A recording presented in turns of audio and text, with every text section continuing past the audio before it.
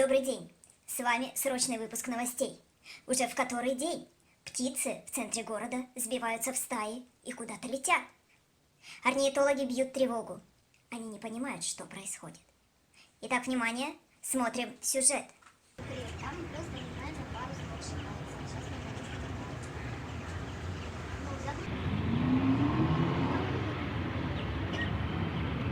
Эти птицы не просто так летят куда-то. Господи, надо бежать. Надо бежать из этой страны. Я не знаю, куда бежать, в какую страну бежать, господи. А что, если эти птички просто летят по своим птичьим делам?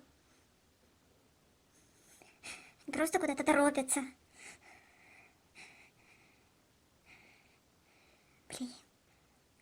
Блин, что я панику-то навела?